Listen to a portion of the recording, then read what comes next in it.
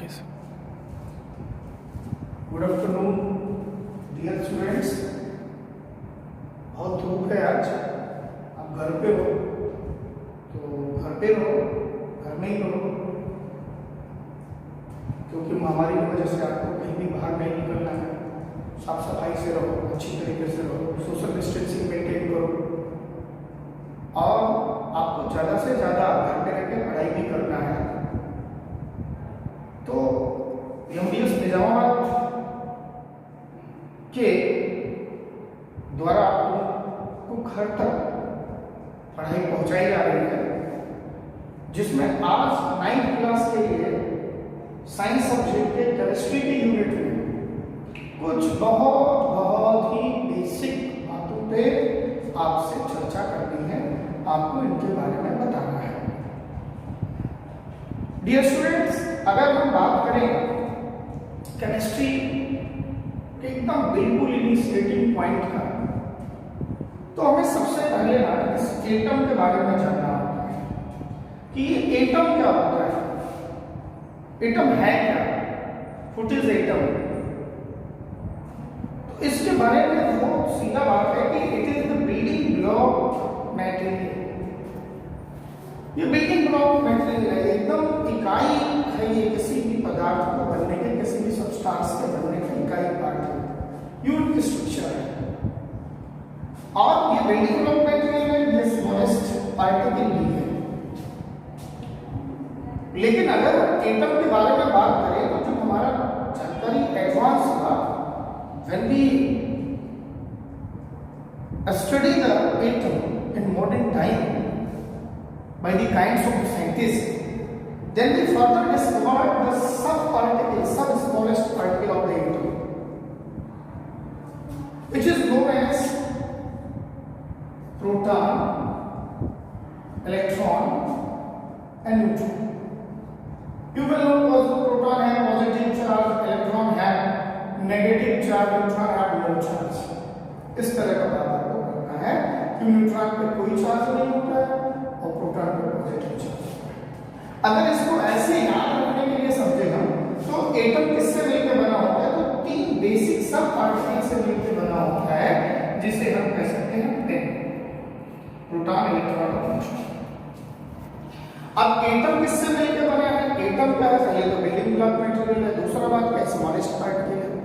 But जब modern साइंटिस्टों ने smallest particle atom की स्टडी और भी डिस्क्रिप्टिव की और भी डिटेल में गए, तो पाया कि ये एटम तीन सब पार्टिकल से मिलकर बना हुआ है, जिसे हम प्रोटॉन कहते हैं, इलेक्ट्रॉन कहते हैं, न्यूट्रॉन कहते हैं।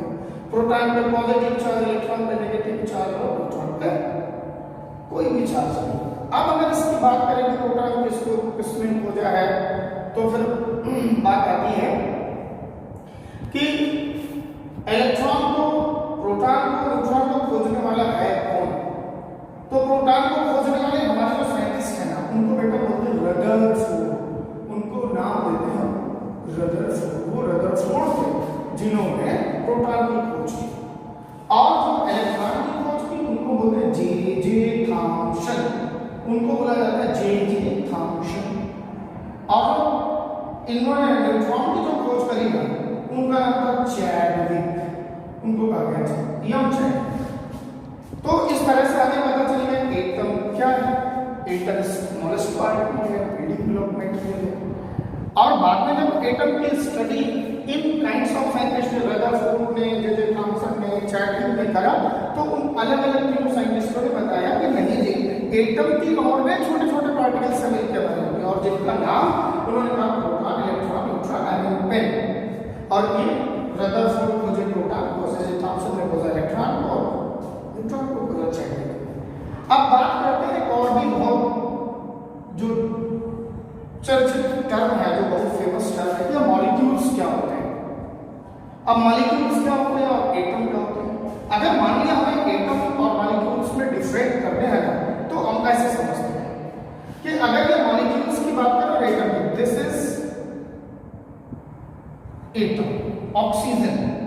अगर हम ऑक्सीजन की बात कर लें, ये ऑक्सीजन की बात कर लें, तो अगर ये लिखा ना ऐसे, दिस इज एटम। बट अगर इसी की बात करें दिस इज मॉलिक्यूल, ये O2 मॉलिक्यूल हो गया, मॉलिक्यूलर फॉर्म हो गया, और ये O सिर्फ है तो एटॉमिक फॉर्म हो गया। अब हम इसको समझते हैं, कैसे इसकी डिफिनेशन से समझते हैं कि groups of similar type of atom known as molecules, group of similar types of atom known as molecules. इस सिमिलरिटी का क्या मतलब है, आपको पूछना चाहिए कि सर ये सिमिलरिटी का क्या मतलब है, सिमिलर क्या है। यहाँ तो मतलब है जिसका एटॉमिक मास, एटॉमिक नंबर और फिजिकल प्रॉपर्टी, केमिकल प्रॉपर्टी ये अगर सेम होगा तो ये एक अगर जब ग्रुप होंगे, जैसे मान लीजिए अगर इसकी बात करें तो यहाँ ऑक्सीजन और ऑक्सीजन ये दोनों ग्रुप हो गए, O2 बन गए। तो सिमिलर टाइप के अगर एटम एक दूसरे से ग्रुप होते हैं तो वो मॉलिक्यूल्स बनाते हैं।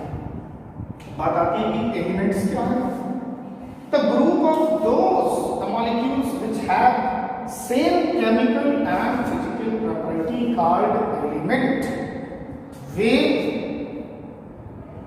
एलिमेंट कहलाएंगे जिनकी संरचना, जिनका निर्माण सेम तरह के मॉलिक्यूल से होता है। जैसे अगर हम बात करें तो ऑक्सीजन एलिमेंट है, आयरन एलिमेंट है, मैग्नीशियम एलिमेंट है, ये सब एलिमेंट का उदाहरण है। और कंपाउंड क्या होता है, आप अक्सर कंपाउंड और मिक्सचर की डिफिनेशन में फंस जाते हैं। अगर कोई पूछता है मिक्सचर क्या होता है, अगर कोई पूछता है कंपाउंड क्या होता है, आप इसमें थोड़ा सा कंफ्यूज हो जाते हैं। और बहुत ही ईजी है बेटा, अगर इसको हम समझें, अगर स्टूडेंट्स हम इसको समझना चाहते हैं तो कैसे समझते हैं, इसको डिफाइन करते हैं कि the combination of two or more element, the combination of two or more element in definite ratio called compound. Definite means निश्चित, न ज्यादा न कम। अगर हम दो या दो से अधिक एलिमेंट को एक निश्चित रेशियो में मिक्स करते हैं, कंबाइन करते हैं, तो जो कॉम्बिनेशन होता है वो कहलाता है कंपाउंड। लेकिन जैसे ही यही दो हो बट जो रेशियो हो इनडेफिनिट हो, इनडेफिनिट रेशियो। अब बात समझिए, सारा डिफिनेशन वही है बट वो इनडेफिनिट हो जाए, इनडेफिनिट हो जाए तो क्या होगा, इनडेफिनिट मतलब होता है अनिश्चित, यानी कि उसमें ये तय नहीं है कि कितना ग्राम कौन सा मॉलिक्यूल होगा, मिला देंगे तो इनडेफिनिट होता है। बट जिसमें नोन है, जैसे एक उदाहरण देते हैं आपको समझाते हैं कि अगर हमने कह दिया कि हाइड्रोजन और ऑक्सीजन ये मिल करके बनाते हैं H2O, इनका कॉम्बिनेशन H2O बनाता है। अब हमें ये देखना कि कितना ग्राम है, इनकी मात्रा क्या है। तो आप ये जानते हो कि दो इसमें हाइड्रोजन होता है और एक ऑक्सीजन होता है। अगर हम इनके मास की बात करें तो हाइड्रोजन 1 यानी 2 यानी हो गया 2 या 2 ग्राम, हम इसको 2 ग्राम। और अगर हम इसकी बात करें तो ऑक्सीजन 1 है और ये आपका 16। अब अगर इसकी बात करें तो ये हो गया 16 ग्राम। और जब इनका रेशियो निकाल लेते हैं तो 2 1 जा 2 8 जा, यानी अब अगर हम इनकी बात करें और अगर हमको हाइड्रोजन लेना है तो हमेशा 1 ग्राम हाइड्रोजन होगा और 8 ग्राम ऑक्सीजन होगा तो वाटर बनेगा। तो दोस्तों ये चीज, और अगर यही 1 ग्राम नहीं हुआ तो 2 ग्राम हो गया, ये हो गया 5 ग्राम, ये 2 ग्राम हाइड्रोजन हो गया और 5 ग्राम ऑक्सीजन हो गया। तो ये मिक्सअप तो होगा but this is not compound, this is mixture. तो स्टूडेंट्स आपको ध्यान क्या रखना है, दोनों को डिफाइन करने में, कंपाउंड और मिक्सचर। बोलना सेम बातें हैं, अगर आप मेरे साथ बोलोगे तो अच्छा बोले जाओगे। The combination of 2 or more, the combination of 2 or more elements in definite, निश्चित, in definite ratio called compound. Example H2O, 1 gram hydrogen and 8 gram of oxygen only and only form water. While another hand, अगर हम mixture को define करें तो क्या बोलना है? Same बात बोलना है, the combination of 2 or more element or compound in indefinite मतलब आवेशन, indefinite ratio called mixture. और अगर हम ऐसा करें तो मिक्सचर हो जाएगा. जैसे एयर, अगर सबसे महत्वपूर्ण जो एग्जांपल है मिक्सचर का, दिस इज एयर. एयर जो है वो मिक्सचर का महत्वपूर्ण एग्जांपल है.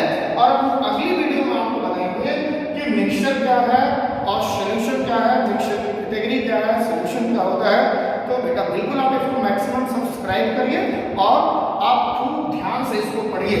जहाँ कोई क्वेश्चन बनता है, जहाँ कोई कठिनाई आती है, तो आप हमें बिल्कुल कमेंट के माध्यम से बता सकते हैं. अगर नई बातें हैं तो कोई बात नहीं, आप उसको भी बता सकते हैं. आप बिल्कुल देखते रहिए और अगली वीडियो का इंतजार भी किया करिए.